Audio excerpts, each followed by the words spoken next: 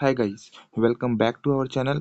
तो आज हम लोग पढ़ेंगे अकाउंट्स एंड रिकॉर्ड चैप्टर को। ठीक है, तो इस चैप्टर में हम लोग को मेनली क्या क्या चीज़ को रिकॉर्ड करना रहता है जीएसटी में। ठीक है, ताकि हम लोग जो है वो फ्यूचर में आने वाले प्रॉब्लम से बच सकें, अपना आईटीसी अच्छे से क्लेम कर सकें, क्योंकि आईटीसी क्लेम करने के लिए आपके पास रिकॉर्ड्स होने चाहिए, है कि नहीं। तो कौन कौन से रिकॉर्ड हमें मेंटेन करने चाहिए और कौन सा बंदा उसको मेंटेन करेगा, ठीक है, और कौन कौन सा चीज़ हमें रिकॉर्ड करने की ज़रूरत नहीं है, क्या उसका टाइम पीरियड है। ओके, तो ये सब कुछ हम लोग आज इस वाले चैप्टर में पढ़ेंगे। तो चलिए शुरू करते हैं। तो आगे बढ़ते हैं। सबसे पहले हम लोग को पता करना है कि who is required to maintain his books of account and at which place. तो किसको जो है वो रिक्वायर है, मतलब किसको ज़रूरत है बुक्स ऑफ अकाउंट को रिकॉर्ड मेंटेन करने का और कहाँ पर वो मेंटेन करेगा। तो ये बोलता है ना कि हर एक रजिस्टर्ड पर्सन को मेंटेन करने का ज़रूरत है बुक्स ऑफ अकाउंट। कहाँ पे? अपना एक्चुअल प्लेस ऑफ बिजनेस में, प्रिंसिपल प्लेस ऑफ बिजनेस अगर है कोई, या फिर कोई एडिशनल प्लेस ऑफ बिजनेस है। प्लेस ऑफ बिजनेस का मतलब मान के चलिए आप जो है वो धंधा कर रहे हैं दिल्ली में, ठीक है, दिल्ली में कर रहे हैं, या फिर आप पंजाब में कर रहे हैं, आप झारखंड में कर रहे हैं, आप कहीं भी धंधा कर रहे हैं ना, बिजनेस कर रहे हैं, सर्विस दे रहे हैं गुड्स का, या फिर सर्विस दे रहे हैं किसी भी चीज़ का। तो जहाँ पर आप बिजनेस कर रहे हैं उस जगह पे आपको रिकॉर्ड्स मेंटेन करने हैं, ठीक है। और वो रिकॉर्ड्स क्या होंगे वो हम आगे पढ़ते हैं। तो आप पहले ये समझिए कि किसको हम लोग को जरूरत पड़ना है। तो हर एक रजिस्टर्ड पर्सन को, रजिस्टर्ड पर्सन का मतलब क्या हुआ कि वो बंदा जो है उसने जीएसटी में रजिस्ट्रेशन ले रखा है। जीएसटी में रजिस्ट्रेशन कब लिया जाता है? जब आपका टर्नओवर 10 लाख, 20 लाख और 40 लाख, है कि नहीं। तो ये तीनों लिमिट है, और ये लिमिट के साथ कुछ कंडीशन है कि कब 10 लाख होगा, 20 लाख होगा, 40 लाख होगा। उसके लिए आप मेरा रजिस्ट्रेशन वाला वीडियो देखिएगा यूट्यूब पे, हरसिंह फैक्ट्स नेम में। ओके, आगे बढ़ते हैं। आगे बोलता है कि गुड्स एंड सर्विसेज टैक्स में बोला गया है कि accounts and record required to be maintain. तो कौन कौन से अकाउंट है जो हम लोग को मेंटेन करने का जरूरत है। ओके, तो चलिए सबसे पहले हम लोग वो देखते हैं। तो production of manufacture of goods, मतलब कि जो अभी हम लोग सामान बना रहे हैं उसका, उसके बारे में हम लोग को रिकॉर्ड करना है, और वो भी ट्रू एंड करेक्ट होना चाहिए। जो भी अकाउंट आप मेंटेन कर रहे हैं, जैसे कि प्रोडक्शन या मैन्युफैक्चरिंग ऑफ गुड्स का अकाउंट मेंटेन कर रहे हैं, तो वो एकदम सही सही और करेक्ट इन्फॉर्मेशन उसमें होना चाहिए। Inward and outward supply of goods and services और बोथ, मतलब कि आपने जो सामान खरीदा है ना, सामान खरीदा है मतलब कि परचेज किया है, जो सामान आपने बेचा है, उन सभी के बारे में आपको जो है वो क्या करना है, रिकॉर्डिंग करना है। फिर जो भी स्टॉक आपके पास पड़ा हुआ है गुड्स का, सर्विसेज का तो स्टॉक होता नहीं है, बाकी आईटीसी आपने जो अवेलेबल किया है, आपने जो यूज़ कर लिया है आईटीसी, आईटीसी का वीडियो मैंने ऑलरेडी डाल रखा है, आप देख सकते हैं। फिर output tax payable and paid, यानी कि जो आपने टैक्स पे किया है, ओके, गवर्नमेंट को जो आपने टैक्स पे किया है वो भी आपको क्या करना है, रिकॉर्ड करके चलना है विद ट्रू एंड करेक्ट। मान के चलिए आपने 20,000 रुपये जो है वो गवर्नमेंट को एज अ जीएसटी दिया है, ठीक है, तो आपको वहाँ पर उसको मेंटेन करके चलना होगा। हो सकता है कि अगर कभी लिटिगेशन हो तो आपको जो है वो मांगा जाए। आगे बोलता है कि रिकॉर्ड प्रिस्क्राइब्ड बाय रूल्स, मतलब कि और भी जो रूल्स प्रिस्क्राइब करेगा उन सब के बारे में भी आपको इन्फॉर्मेशन रिकॉर्ड करके चलनी है। जैसे कि true and correct account of reverse charge supply, ठीक है, reverse charge supply along with relevant document, मतलब कि जो आप रिवर्स चार्ज में सामान को बेचते हैं ना, जैसे कि गुड्स हो गया, सर्विस हो गया, इंपोर्ट कर रहे हैं, एक्सपोर्ट हो रहे हैं रिवर्स चार्ज में, तो उसके बारे में आपको जानकारी रिकॉर्ड करना है। फिर नेम एंड एड्रेस किसका, सप्लायर का और रिसिपिएंट का, जो सामान को ले रहा है और जो बेच रहा है उसका आपको नेम एंड एड्रेस। फिर सेपरेट अकाउंट अगर आपने एडवांसेस लिया है उसके लिए। उसके बाद बोलता है कि address of the premise where goods are store, यानी कि जहाँ पर आप सामान को स्टोर कर रहे हैं ना, उस जगह के बारे में भी आपको बताना है, रिकॉर्ड करके चलना है। फिर यहाँ बोलता है ना कि records which are to be maintain only by a supplier other than supplier opting for composition levy, मतलब कॉम्पोजिशन स्कीम जो बंदा ऑप्ट नहीं कर रहा है ना उन बंदों के लिए। तो कॉम्पोजिशन स्कीम का वीडियो मैंने डाल रखा है, आप देखिएगा, उसका भी लिमिट होता है 1.5 CR। ओके, यहाँ इससे इसके अंदर तक आप कंपोजिशन स्कीम ले सकते हैं, ठीक है, उसके ऊपर आप नहीं ले सकते हैं, ठीक है। तो बोलता है कि जो बंदा कंपोजिशन स्कीम में नहीं है ना, वो बंदा account of stock of goods जो रिसीव हुआ और जो उसने सप्लाई किया है, जो बच गया, जो लॉस्ट, चोरी हो गया, खत्म हो गया, ओके, ये सब सैंपल वगैरह के बारे में आपको जानकारी रिकॉर्ड करके चलना है। और जो आपने टैक्स पे किया है, क्लेम किया है, ठीक है, जो बाकी है आपका, जो भी इनवाइसेस हो गया, डिलीवरी चालान इशू किया आपने, receive during the tax period, तो इसके बारे में भी आपको पता करके चलना है। ओके, आगे चलते हैं। अब बोलता है कि records to be maintained by agent. अब एजेंट कौन होता है? जैसे कि एक बंदा है, ये हो गया आपका प्रिंसिपल, ठीक है, और एक बंदा है दूसरा। ये बंदा क्या करता है कि इसके बिहाफ में सामान को बेचता है किसी और बंदे को, ठीक है, तो इसको हम लोग बोलते हैं एजेंट। तो एजेंट को कौन कौन सा सामान जो है वो मतलब रिकॉर्ड करके चलना है, वो हम पढ़ेंगे। तो बोलता है ना कि देखिए, ऑथराइजेशन रिसीव हुआ है from principal to receive supply. अगर आपको ऑथराइजेशन मिल गया है ना प्रिंसिपल से कि आप सामान को रख सकते हैं, तो आपको जो है वो सामान के बारे में जो भी आपने रिसीव किया है सप्लायर प्रिंसिपल के बिहाफ में, उसके बारे में बताना है।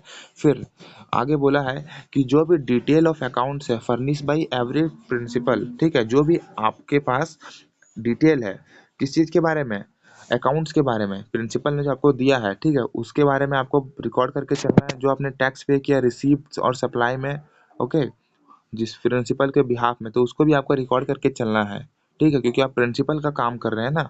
आगे देखते हैं, record to be additionally maintained by a manufacturer and supplier and service provider. अब मैन्युफैक्चरर किस किस चीज़ के बारे में मतलब रखेगा, तो मैन्युफैक्चरर जो है ना, जो भी वो मंथली प्रोडक्शन करता है, तो उसको जो भी क्वालिटेटिव डिटेल्स होता है ना, जैसे कि रॉ मटेरियल हो गया, क्योंकि मैन्युफैक्चरर तो रॉ मटेरियल लेके आता है और उसी को फिनिश गुड्स बनाता है, तो रॉ मटेरियल का डिटेल हो गया। और उसके बाद आपने जो है वो गुड्स मैन्युफैक्चर किए हैं इंक्लूडिंग वेस्ट हो गया और बाई प्रोडक्ट हो गया, इसके बारे में आपको क्या करना, रिकॉर्डिंग करके चलना है। मतलब कि एक पेपर में आपको ये सब कुछ रिकॉर्ड करना, कितना रॉ मटेरियल आया, कितना आपका बाई प्रोडक्ट बच गया, कितना वेस्ट है, ओके।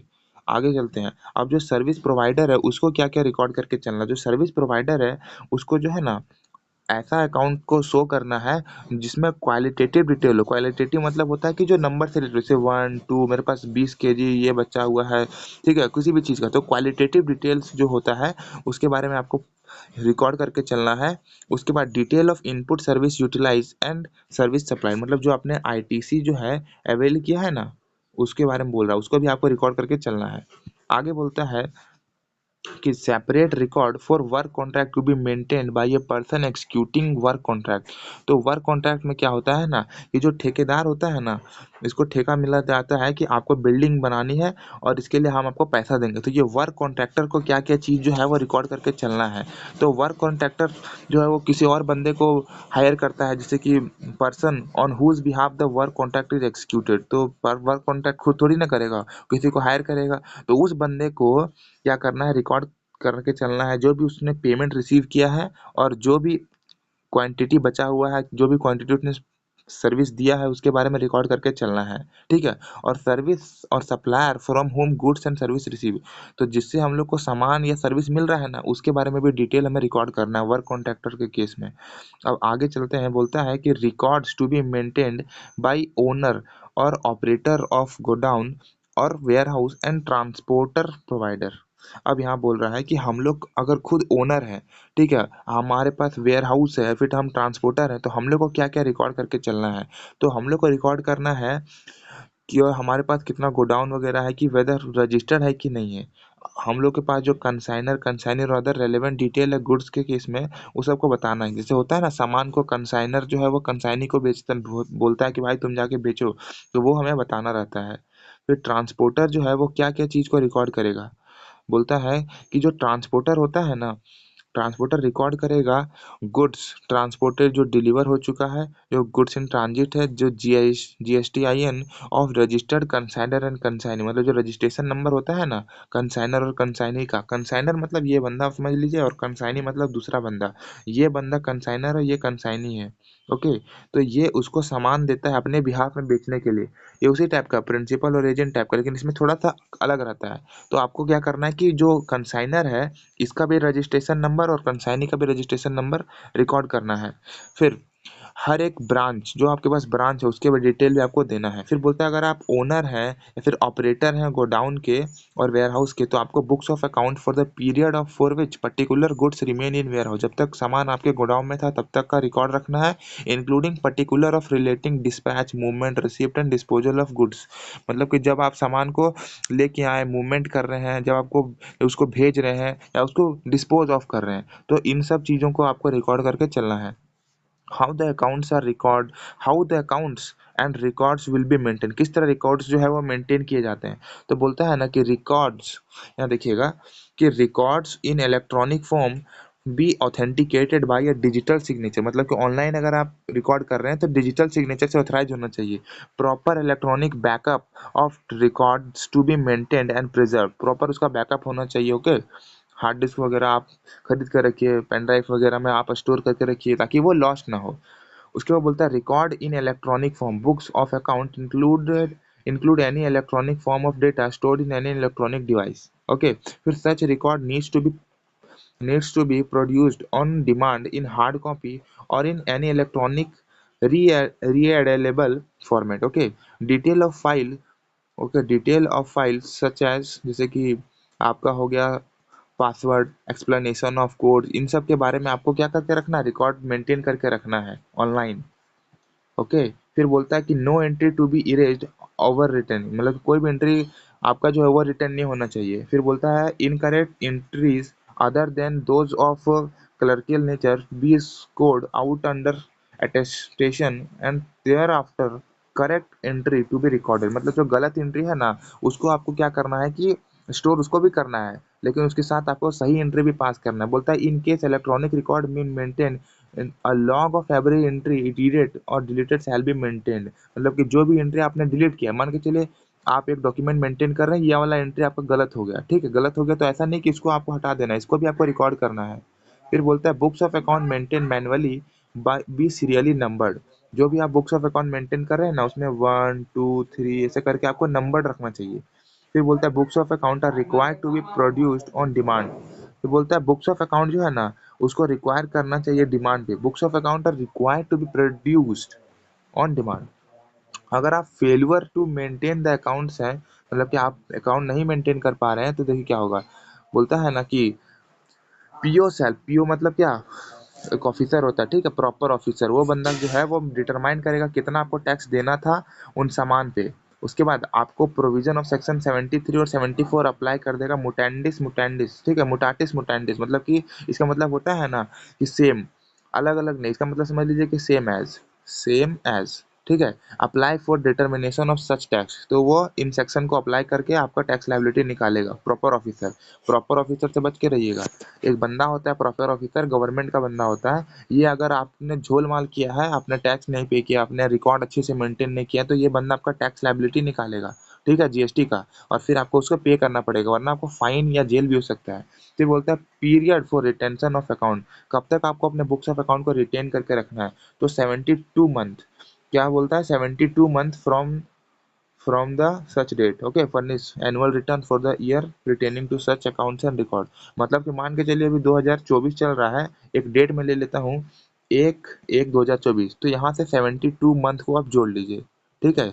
72 मंथ का मतलब क्या हो जाएगा, आप इसको अगर 12 से डिवाइड दीजिएगा तो कितना हो जाता है, वो उतना साल तक आपको एक तरह से क्या करना है, मेंटेन करके चलना है, ठीक है। तो ये हो गया आपका यहाँ पर कब तक आपको मेंटेन करके चलना है। आगे देखते हैं कि where an appeal revision any other provision before any appellate revisional authority और अपीलेट ट्रिब्यूनल और कोर्ट और an investigation is going on, अगर आपने समझ, इसका मतलब ये हो रहा है ना कि मान के चलिए आप जो है वो कोई केस में फंस गए, तो आपको 1 साल after the final disposal of such appeal revision, मतलब कि जब आपका ये खत्म हो जाएगा ना उसके बाद 1 साल तक आपको मेंटेन करना है, या फिर 72 month from the due date of furnishing an annual return for the year pertaining to such account and record whichever is later, जो भी बाद में होगा, ठीक है, यानी कि 72 मंथ या फिर 1 साल, इन दोनों में से जो भी बाद में होगा, सब्जेक्ट टू ये कंडीशन आप फिर से देख लीजिएगा। फिर मैं चले ले आता हूँ आपको क्वेश्चंस में, आप इसका स्क्रीनशॉट ले सकते हैं। तो यहाँ पहला क्वेश्चन बोलता है कि who is required to maintain books of account and at what terms in section 75, तो इसका आंसर फर्स्ट में मिल गया था कि सारे बंदे को, सारे रजिस्टर्ड बंदे को, ठीक है, और कहाँ पर, उसका एडिशनल प्लेस ऑफ बिजनेस या फिर प्लेस ऑफ बिजनेस पे, मतलब कि प्लेस ऑफ बिजनेस या फिर उसका एडिशनल प्लेस ऑफ बिजनेस पे। उसके उसी तरह आगे क्वेश्चंस आप पढ़ सकते हैं, इसका आंसर आप यहाँ पर देख सकते हैं। तो आप एक बार क्वेश्चंस का स्क्रीनशॉट लेना चाहें तो ले लीजिए, ये लीजिए, और आंसर का लेना चाहेंगे तो ये देखिए, धीरे धीरे मैं आगे बढ़ा देता हूँ। ये सेकंड का, ये थर्ड का, फोर्थ का, और ये फिफ्थ का। Okay, thank you guys, please मेरे चैनल को सब्सक्राइब जरूर करिएगा, और लाइक तो बिल्कुल भूलिएगा नहीं। Okay, thank you guys, bye bye.